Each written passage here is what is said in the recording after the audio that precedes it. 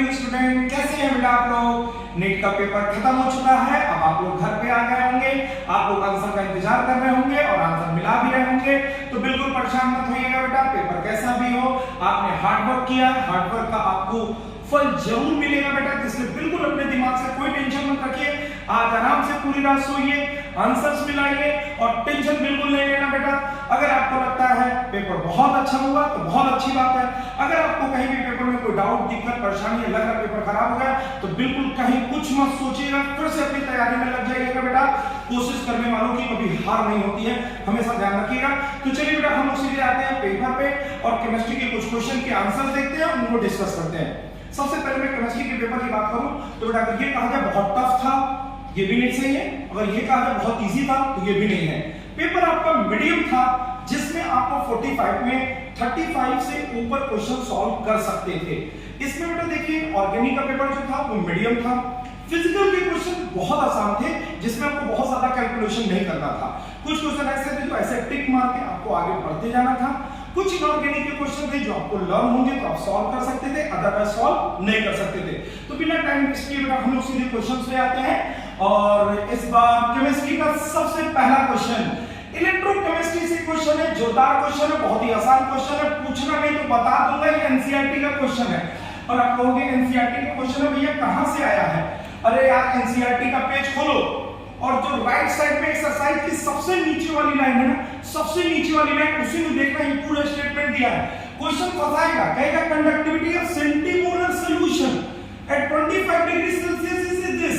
अरे बेटा यूनिट से पहचानो, पाउंड पर सेंटीमीटर है, मतलब k की वैल्यू दिया 0.0210 एंड द रेजिस्टेंस इज 60 ओम। आपको रेजिस्टेंस दिया है, k का वैल्यू दिया है और आपसे पूछता है बेटा सेल कांस्टेंट क्या होगा। तुम अच्छे से जानता है बेटा k equal to c into l by a। Conductivity is equal to conductance into cell constant, k equal to 1 by r into l by a. This l by a is cell constant and you have to find this value and value of k. k की value आपको given है 0.0210 and this is multiplied with 60 और जैसे ही बेटा तुम इसको multiply करोगे तुमको आंसर मिल जाएगा 1.26। जिसने भी 1.26 लगाया उसका आंसर बिल्कुल सही रहा। तो चलिए अगले क्वेश्चन में आते हैं। धनाधन। अरे बाबा ये देखो ना, तुमको याद आ रहा होगा बेटा, इसको याद करने का मैंने आपको बड़ा आसान तरीका बताया। दो ही तरह के लोग तो पाए जाते हैं यहाँ, MOT, अरे मॉलिक्यूलर ऑर्बिटल थ्योरी ना बेटा। इसमें दो चीज आता है, एक N2 तक वाला, एक N2 से आगे O2 F2 वाला। मैंने जो पढ़ाया था बेटा तो तुमको ये पता था रूल याद करने का, ऐसे याद करो ना, बाबा बाबा 2121। आपके घर अगर बाबा जाते तो उनको 2021 का दक्षिणा देते और इसके लिए बताया था बेटा BA बाबा 1221 मॉलिक्यूलर ऑर्बिटल थ्योरी से क्वेश्चन आएगा। अब आप कहोगे 2 क्या है? 2 का मतलब होता है ना बेटा pi two px pi two py। देखो बाबा bonding anti bonding, bonding anti bonding, फिर आए तुम्हारे pi two px pi two py। ये हो गया बेटा pi two px pi two py, ठीक है ना, pi two px pi two py। फिर तुम्हारा आता है देखो सिग्मा टू pz, यानी ये हुआ 2 और ये हुआ 1, फिर ये हुआ 2 और ये हुआ 1। इसका मैंने बहुत आसान सा आपको ट्रिक बताया था बेटा, तो इसका आंसर होगा 3। This is the PA bonding anti bonding, bonding anti bonding, फिर दो ऑर्बिटल मतलब pi two px pi two py, फिर single orbital sigma two pz, फिर आता है 2 एंटी बॉन्डिंग 2 और ये 1। मार दिया आंसर फटाक से, सोचना समझना नहीं था, बिल्कुल आंसर लगाना था बेटा, फटाफट इसका आंसर आ गया। देखो बेटा ये देखो ध्यान से बेटा, देखो क्वेश्चन में तुमको क्या किया ना, ये क्वेश्चन में तुमको परेशान करना चाहे। अभी देखोगे तुम लोगों को आंसर मिल जाएगा। कह रहा है element accepted to form the largest ion achieve the nearest noble gas. बेटा देखो 9 के पास 7 होता है, इसको 3 चाहिए, इसका 8 होता है, इसको 2 चाहिए, इसको 11 होता है 1 भगाने का, और इसका 9 होता है, इसको 1 चाहिए, यानी इसका क्या बनेगा n-3 O-2, इसका F-1, इसका Na+1।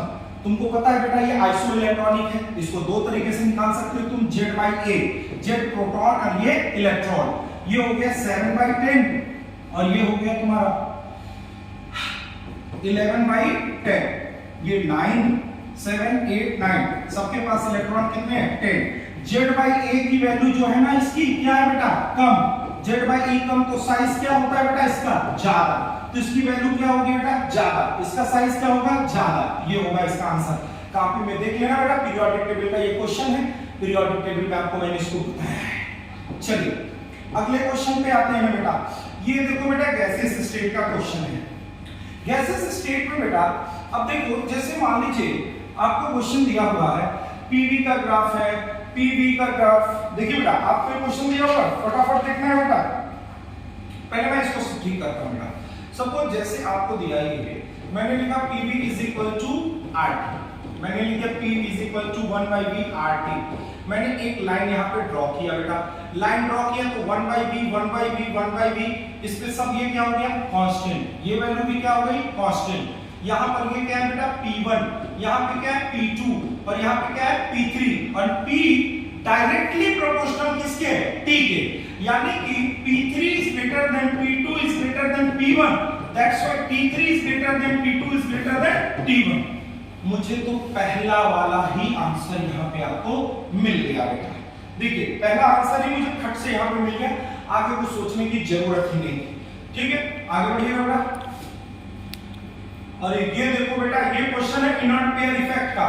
देखो बेटा जब तुम इनर्ट पेयर इफेक्ट पढ़े होगे तो वहां पर लोअर ऑक्सीडेशन स्टेट की जो स्टेबिलिटी होती है नीचे जाने पर बेटा इंक्रीज करती है और हायर ऑक्सीडेशन स्टेट की स्टेबिलिटी नीचे जाने पर क्या होती है डिक्रीज करती है। ठीक है जैसे बोरॉन है, एल्युमिनियम है, गैलियम है, इंडियम है और थैलियम है। इसका कौन सा स्टेबल होता है बेटा +2, इनका कौन सा स्टेबल होता है +3, इसका +1 स्टेबल होता है। जितने भी 6 पीरियड के एलिमेंट होते हैं बेटा इनका लोअर वाला जो होता है वो स्टेबल होता है। चलिए इसमें देखिए सबसे पहले तो आप यहीं पर परेशान होंगे जिसकी परेशानी मैं आपको दूर कर दूं बेटा। ये Tl+1 है और ये I- है, यहां पर भी ये Tl+1 है लेकिन ये I3-1 है, यहीं पे धोखा खाएंगे आप। जल्दीबाजी में अगर आपने Tl+3 ले लिया तो खट से आपके आंसर लगाने वाले हैं जो कि गलत करने वाले हैं। यहां पर दिखा रहा है बेटा कि Tl+3 ज्यादा स्टेबल है Tl+1 से, ये गलत है। यहां पर देखिए बेटा 5th पीरियड का है, इंडियम+3 है और इंडियम+1 है, हायर ऑक्सीडेशन स्टेट स्टेबल है, इसलिए आंसर क्या है आपका सही है। चलिए बेटा आगे बढ़ते हैं। ये देखो बेटा आपके बिल्कुल एनसीईआरटी की लाइन से है, इसमें कुछ नहीं करना है। देखिए यहाँ पहले मिला लीजिए डायमंड का हाइब्रिडाइजेशन होता है sp3 होता है, ग्रेफाइट जो होता है बेटा वो लुब्रिकेंट की तरह यूज होता है, कोक जो है वो रिड्यूसिंग एजेंट है, फ्लोरीन का स्ट्रक्चर केज लाइक होता है। बिल्कुल आसान है और बिल्कुल ये क्वेश्चन गलत होने वाला नहीं था। चलिए आगे बढ़ते हैं बेटा फटाफट। ये देखो बेटा आ गया मोल कॉन्सेप्ट का सिंपल सा क्वेश्चन। ये देखो आप कैल्शियम कार्बोनेट है जो टूट के बना रहा है CaO and CO2, हमें बोला 20 का 20%।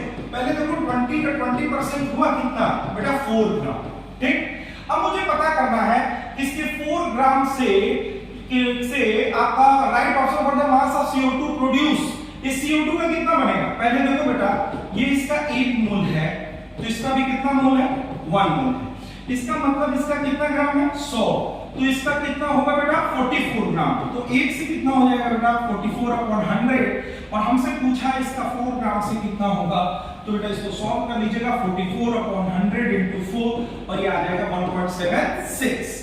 तो इसका आंसर क्या आ गया बेटा 4 आ गया। चलिए फटाफट आगे बढ़ने का भाई। ये देखो केमिकल काइनेटिक्स का बड़ा आसान क्वेश्चन क्या बोल रहा है, रेट इज इक्वल टू के ए का स्क्वायर और ये बी। क्वेश्चन में बोला ए को ट्रिपल करना है बेटा के 3 का स्क्वायर, बी को उतना ही रखना है। अब बोलो ये r' कितना होगा, कंपेयर कर लो बेटा, इसको ट्रिपल करोगे तो कितना टाइम हो जाएगा 9 टाइम, तो increases by 9 time, increases by 9 time. फटाफट बेटा आंसर आ रहा है। चलिए बेटा ये देखो बेटा आपको मैंने ये क्वेश्चन कराया हुआ है, मैंने बोला था कि जिस एलिमेंट का अरेंजमेंट बोले the element be from CCP कोनो p, तो उसका मान लो b के कितने टर्म है x से टर्म। ठीक है फिर कह रहा है कि भैया टेट्राहेड्रल कितने हो जाएंगे 2x और a वाले जो भाई साहब हैं वो 2x के कितने 1/3, यानी a is equal to 2x/3 and b is equal to x, यानी a is equal to 2x B3X formula is A2B3 और हमसे पूछ रहा है x + y का सन तो कितना आ जाएगा 5 डन। चलिए आगे बढ़िएगा बेटा। अब हमसे पूछ रहा है इसमें among the given option which of the following molecule act as the Lewis acid, भैया जिसके पास वैकेंट ऑर्बिटल हो जो इलेक्ट्रॉन ले सके। तो यहाँ पर देखिए यहाँ पर लोन पेयर है बेटा, यहाँ पे लोन पेयर है, ये जितने भी हैं ये इलेक्ट्रॉन दे सकते हैं, ले नहीं सकते, लेकिन यहाँ बोरान के पास आपको जो है बेटा एक वैकेंट ऑर्बिटल मिलने वाला है, इसलिए क्या है Lewis acid. Lewis acid lone pair accept कर सकता है। चलिए बेटा 77 के बाद अगला आता है। आप जानते हैं बेटा इसमें देखिए m इज इक्वल टू होता है 2l+1। अब यहां से बेटा इसको सॉल्व कर लो तो m - 1/2 that is the value of l। तो 22 का क्या हो गया बेटा 3 हो गया। फटाफट देखिए धनाधन बेटा। अब यहां देखिएगा among the following the total number of species not having 8 electron around the central atom। यहां देखो बेटा 5 + 3 कितने हैं 8, 3 + 3 कितने हैं 6, 2 + 2 कितने हैं 4, और यहाँ पे देखो 4 + 4 कितने हैं 8, इसके बाद 5 + 5 कितने हैं 10। तो इसमें देखो बेटा हमको 3 लोग मिले जिसके पास 8 इलेक्ट्रॉन नहीं है, इनके पास 8 से कम है और इनके पास 8 से क्या है ज्यादा। तो हमारा आंसर लगेगा बेटा 3। ठीक है चलिए आगे बढ़ते हैं बेटा। ये देखिए बेटा बैलेंसिंग का क्वेश्चन आ गया फटाफट। इसके बैलेंसिंग के क्वेश्चन में मैंने आपको बड़ा अच्छे से बताया था बेटा। देखो Cr2O7 - 2 है, ये सल्फेट है, चेंज हो रहा है बेटा क्रोमियम +3 में, सल्फेट -2 में। इसका ऑक्सीडेशन स्टेट +6 है, इसका +3 है, इसका +4 है, इसका +6 है। बेटा यहाँ देखो +6 से +3 में गया, 1 के कारण 3 घटा, 2 के कारण कितना घट गया बेटा 6। ये +4 से +6 में गया तो कितना बढ़ गया बेटा 2। अब घटिंग इज इक्वल टू बढ़ी करना है, ये 6 घट रहा है और ये 2 बढ़ रहा है, तो मल्टीप्लाई कितने से कर दे 3। तो Cr2O7 - 2 3SO3 - 2 change into 2 chromium +3 SO4 - 2। यहाँ पे देखो 2 था बेटा मैंने 2 कर दिया, यहाँ पे 3 है तो यहाँ पे मैंने कितना कर दिया बेटा 3।